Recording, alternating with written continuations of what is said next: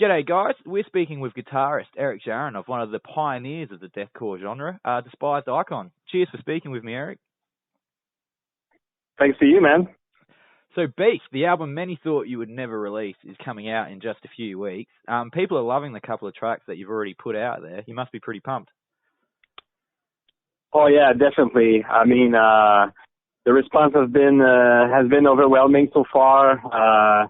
It's crazy. Like, when we split up in 2010, I thought that was it, and then just people kept like requesting some new music, and then we did those reunion shows in 2014, and the response has been great, and so it's just amazing. Like, and also to see like new faces at those reunion shows we did, and people that got into us after we broke up. So we couldn't ask for better. Absolutely. So tell us about the inspiration behind the title Beast.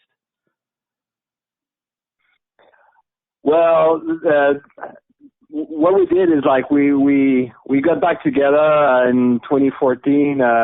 The way it happened is Max, our old bass player, he's in the Black Dahlia Murder now, and he came to play a show in Montreal with them. And the whole Despised Icon guys band was attending the concert, and we were like, hey, it's so good to be together and hang out, and so let's do a couple shows, see how it goes. And then while we were doing those shows, then the idea to try to write some new tunes came in, and we said, all right, let's give it a shot, see if we still have it and there's anything left in us. And as soon as we started to write new material, it poured naturally out of us, and it was like super easy, and we didn't force anything. So that's how we managed to come up with a full length in a matter of a couple months.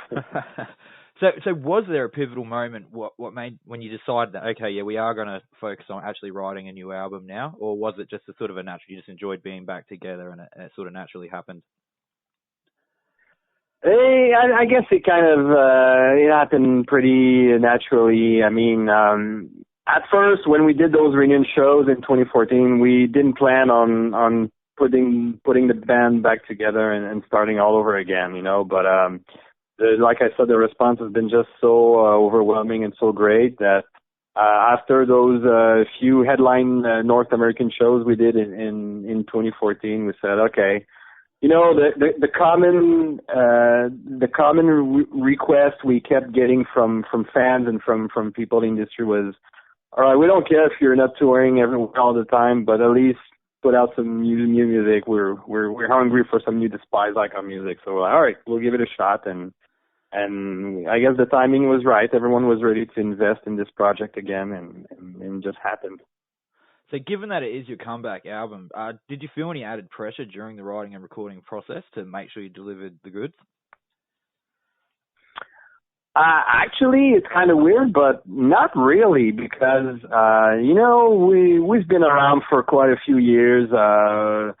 And when we decided to break up in 2010, back then, 6 years ago, you would have asked me you would have told me that Despised Icon would be back 6 years later with a new album and back at it again, and I wouldn't believe it, So since we got back together on our own terms and decided to play shows whenever we felt like it on our own terms, we kind of approached the writing and the recording process the same way, We just, all right, we'll take the time we need and we'll just do it on our own way.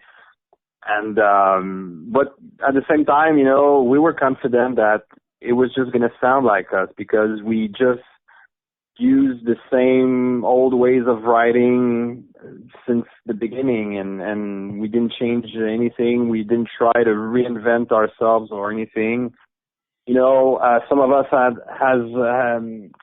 had the opportunity to play in other bands or do other types of music, but when it comes down to Despised Icon, you do Despised Icon, and so yeah, so we didn't feel not really pressured at all. We knew right off the bat that the fans would enjoy the new songs. Now, you mentioned that you wrote it in just a couple of months. That's probably not surprising considering, you would have had 6 years of, not being able to really get your stuff out there. Did it feel good to finally be able to just sit down and write a whole album's worth of material? Yeah, it is, because like I said, before we had like this business pressure of releasing an album every 2 years and touring like for a year and a half on it, and then write and record in no time to get another release out. But for this album, we just took the time we needed. So luckily it didn't took us too long, but it just felt right to do it, with our own schedules and time frame. Now, obviously, a hell of a lot has changed in the world of metal since you released Day of Mourning. How do you view the current scene? Well, indeed, the scene has changed a lot, and to be honest, I didn't keep up with the new bands and the scene in the past 4 or 5 years.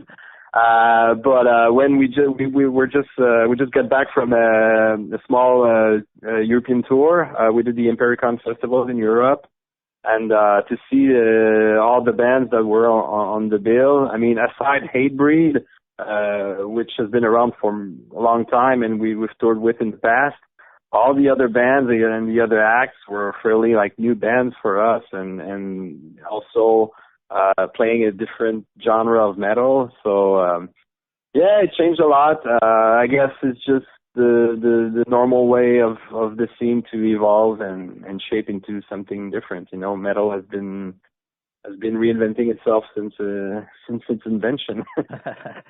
So are you guys kind of like the veterans on the scene now? Like, are you coming back and there's all these younger bands that sort of would have grown up listening to you guys? Are they looking up to you guys now? I guess we're maybe some of both, but I think we fall more into the veteran category. I mean, we've been around for like 15 years now. Our first album came out in 2001 or 2002. And a lot of us are like pushing 40, so I guess we're not young dudes anymore. Now, over the past few years, there's a lot of bands that have actually tried to clear themselves of the deathcore tag, but you guys have always embraced it and seem to be fully embracing it on this album. Does it mean a lot to you to be one of the pioneers of the genre? Well, looking back at it, it's very flattering because it sort of happened. We didn't plan we didn't plan any of this. I mean, when we started like 15 years ago, all we did was just combine some of the biggest influences we had back then, which were bands like that wave of Californian brutal death metal bands like Deeds of Flesh and Disgorge and Devarment, and we were also heavily influenced by bands like Dying Fetus and Suffocation. But at the same time, we were a lot into like the newer generation of hardcore bands like Hatebreed and Madball, and so we just like put together all those influences, and it happened to become sort of a genre, and so yeah, I guess now we just we're cool with it, to us it's all metal, but I guess if people want to label us with this deathcore genre and being pioneers of this genre, well, so be it, and then we're just flattered, So getting back to the album, touring wise, what are your plans? Are you going to be taking it easy, or are you going to go hard?